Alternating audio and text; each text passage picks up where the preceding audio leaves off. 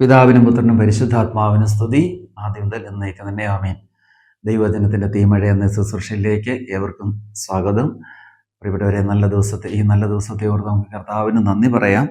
സങ്കീർത്തനം 103 അതിന്റെ 2 മുതൽ 5 വരെയുള്ള വചനം.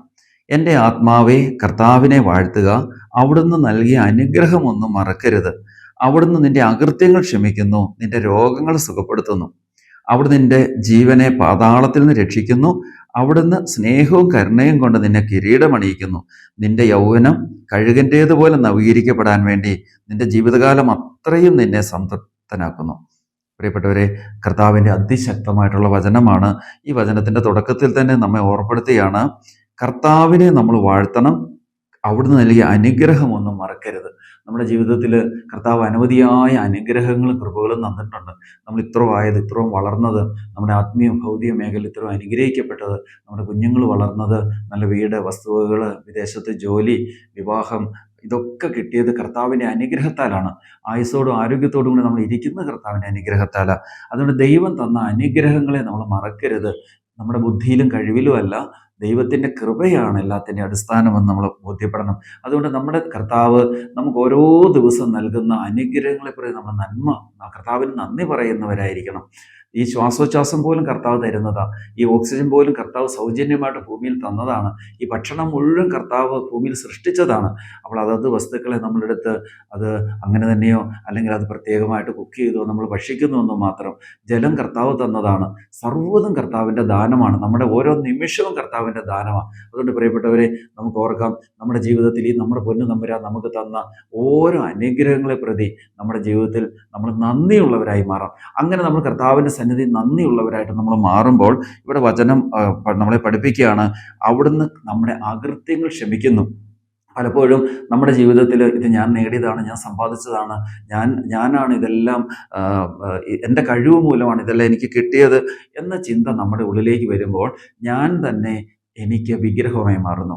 എൻ്റെ കഴിവ്, എൻ്റെ ബുദ്ധി, എൻ്റെ പ്രയത്നം ഇതെല്ലാം എനിക്ക് വിഗ്രഹമായി മാറുന്നതായിട്ട് നമുക്ക് കാണാൻ പറ്റും. അപ്പോൾ പ്രിയപ്പെട്ടവരെ ഓർക്കുക, ദൈവം തന്ന അനുഗ്രഹങ്ങൾ ഞാൻ സ്വയം നേടിയെടുത്തതാണെന്ന് ചിന്തിക്കുമ്പോൾ അതെല്ലാം നമുക്ക് വിഗ്രഹമായി മാറുന്നു. എന്നാൽ ഈ നമ്മുടെ ഹൃദയത്തിൽ ഈ ഞാനെന്ന വ്യക്തി വിഗ്രഹമാകാതെ ഇരിക്കുമ്പോൾ, എൻ്റെ കഴിവിലല്ല, ദൈവത്തിൻ്റെ ദാനത്താലാണ്, ദൈവം എനിക്ക് ജ്ഞാനം തന്നു, കൃപ തന്നു, വിവേകം തന്നു, നോക്കി നടത്താനുള്ള കഴിവ് തന്നു, നല്ല ജോലി ചെയ്യാനുള്ള കഴിവ് തന്നു, പഠിക്കാനുള്ള ബുദ്ധി തന്നു, ആരോഗ്യം തന്നു. അതുകൊണ്ട് ഈ അനുഗ്രഹമൊക്കെ എൻ്റെ ദൈവം തന്നതാണെന്ന് മഹത്വം നമ്മൾ ദൈവത്തിന് കൊടുക്കുമ്പോൾ കർത്താവ് നമ്മളെ ഓർപ്പെടുത്തുകയാണ്, നമ്മുടെ അകൃത്യങ്ങൾ അവിടുന്ന് നമ്മളോട് ക്ഷമിക്കും. കാരണം ദൈവമേ, നിന്നെ കൂടാതെ എനിക്ക് ഒന്നും സാധ്യമല്ല, നീ ഇല്ലെങ്കിൽ എനിക്കൊന്നും, നീ എൻ്റെ കൂടെ ഇല്ലെങ്കിൽ എനിക്കൊന്നും പറ്റില്ല എന്ന ഉത്തമ ബോധ്യം ഹൃദയത്തിലുണ്ടെങ്കിൽ ഓർക്കുക, നമ്മളെ നയിക്കുന്ന ദൈവമാണ്. അപ്പോഴാണ് ദൈവചിന്ത നമ്മളിൽ നിലനിൽക്കുന്നത്. അപ്പോൾ കർത്താവ് ഓർപ്പെടുത്തുക, അങ്ങനെ നീ എൻ്റെ സ്വന്തമായിട്ട് നീ നിൽക്കുമ്പോൾ, നീ എന്നിൽ ആശ്രയിച്ച് നിൽക്കുമ്പോൾ നിൻ്റെ അകൃത്യങ്ങൾ ഞാൻ നിന്നോട് ക്ഷമിക്കും, പൊറുക്കും. മാത്രമല്ല നിനക്ക് ബോണസായിട്ട് ഒരു കാര്യം കൂടെ തരും, നിൻ്റെ രോഗങ്ങൾ ഞാൻ സുഖപ്പെടുത്തുകയും ചെയ്യും. ഇവിടെ വചനം ഓർപ്പെടുത്തുകയാണ്, അവിടുന്ന് നിൻ്റെ ജീവനെ പാതാളത്തിൽ നിന്ന് രക്ഷിക്കുന്നു. അവിടുന്ന് നിന്റെ സ്നേഹവും കരുണയും കൊണ്ട് നിന്നെ അവിടുന്ന് കിരീടമണിയിക്കുന്നു എന്ന് പറയാം. തൊട്ടടുത്ത വചനം പറയുന്നത്, നിന്റെ യൗവനം കഴുകൻ്റേതുപോലെ ആകാൻ വേണ്ടി അവിടുന്ന് നിന്നെ ജീവിതകാലം അത്ര നിന്നെ സംതൃപ്തി നൽകി, നിന്നെ തൃപ്തിപ്പെടുത്തി, നിന്നെ അനുഗ്രഹിക്കും. കഴുകൻ്റെ ജീവിതത്തിൽ അതിൻ്റെ മധ്യഭാഗം, പരുന്തിൻ്റെ കഴുകിൻ്റെയൊക്കെ ജീവിതത്തിൽ അതിൻ്റെ ജീവിതത്തിൻ്റെ മധ്യഭാഗമാകുമ്പോൾ, ഏതാണ്ട് 10-40 വയസ്സാകുമ്പോൾ അതിൻ്റെ കൊക്കൊക്കെ വളർന്ന് അതിൻ്റെ കാലിൻ്റെ നഖമൊക്കെ വളർന്ന് അത് വാർദ്ധക്യത്തിലേക്ക് ഒരു തൂവിൽ കനം വയ്ക്കും. അപ്പോൾ ഈ കഴുകൻ വലിയ പാറപ്പുറത്തേക്ക് പോയിരുന്നിരുന്ന് അതിൻ്റെ തൂവലുകൾ കുത്തിപ്പറിച്ച് കളയും, അതിൻ്റെ കാലിലെ നഖം മാന്തിപ്പറിച്ച് കളയും, അതിൻ്റെ കൊക്ക് ഇങ്ങനെ പാറയിൽ കൊത്തി അത് പൊളിച്ച് കളയും. എന്നാൽ കുറച്ച് ദിവസങ്ങൾ കഴിയുമ്പോൾ അതിന് പുതിയ തൂവലുകൾ വളർന്നു വരും, അതിൻ്റെ നഖം വളർന്നു വരും, അതിൻ്റെ കൊക്ക് വളർന്നു വരും. അങ്ങനെ അത് വീണ്ടും യൗവനം പ്രാപിച്ച് വീണ്ടും അത് ആകാശത്തിൻ്റെ അനന്തതയിലേക്ക് പറന്നകലും.